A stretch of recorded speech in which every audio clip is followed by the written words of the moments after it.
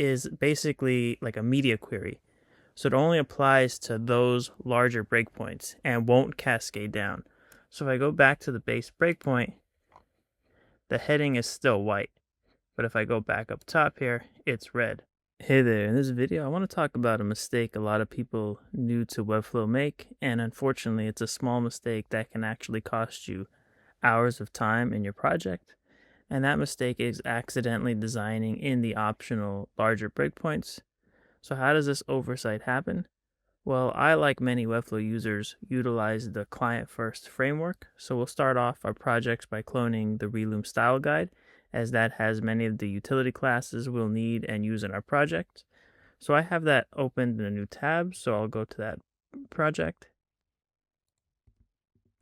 So here's a freshly spun up version of the Reloom style guide, and basically all it has is this welcome page. But if we go into the style guide page, you can see it has many of the classes we'll need for our project. And that's why we like starting off with this as our foundation. Now, if we look at the bottom here, by default, Webflow gives us 4 breakpoints.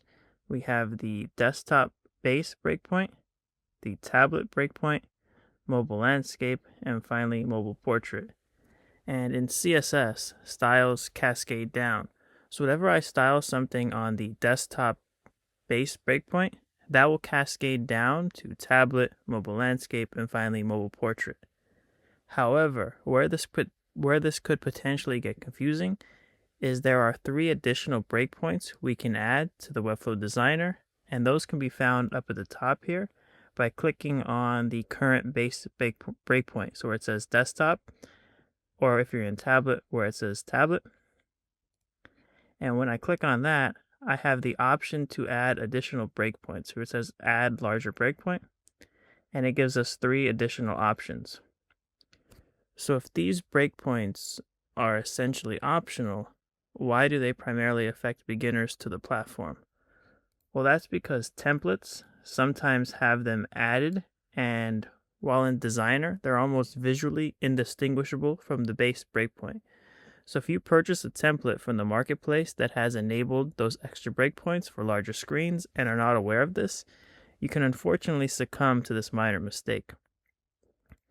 So if I was to go back into my tennis project, I'm going to go ahead and add one of those larger breakpoints to demonstrate that issue and how you could fix it or avoid it altogether. So here we are in the project, and I just have the base, the standard 4 breakpoints. I have the base, tablet, mobile landscape, mobile portrait. So I'm going to go up to the top here where it says desktop, and I'm going to add a 1920 pixel breakpoint. And you can see that it's added.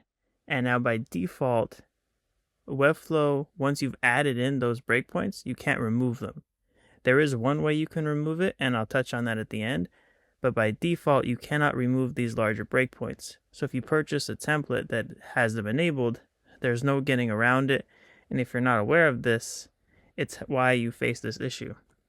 So now that we're at the 1920 pixel breakpoint, I'm going to select my heading that right now has the text color white, and just ignoring the classes, I'm just going to go down and I'm going to change the color of my heading. So I'll detach from the variable. And this is just for the example to show this issue. So I don't recommend, not utilizing the classes or messing your classes up. So just pointing out that this is just to have an example of this breakpoint issue. So I'm going to change the color to something like this dark red. Now, in CSS, things cascade down. However, in Webflow, that only applies to this base breakpoint with the asterisk on down. Anything on these larger breakpoints, and we can see that it's changed because of the blue highlight. So, but here's where it gets tricky. If I fix this and reset, it goes back to white, and I go to the base breakpoint, and I change this one to red, and then go back to 1920, that one will have the red applied. So in Webflow, not only does the base breakpoint cascade down, but it also cascades up if you enable these larger breakpoints. So, like I mentioned before, if these breakpoints are not, by default, we're not able to remove them in Webflow, how can we fix it? Well, there is one way to fix it, and that is through the FinSuite Chrome extension, which you can see right here. If you've enabled the Chrome extension and you click on it, you can go to Breakpoints, and it will allow you to remove the larger breakpoint. So it says I could remove 1920, so I'll go ahead and remove that.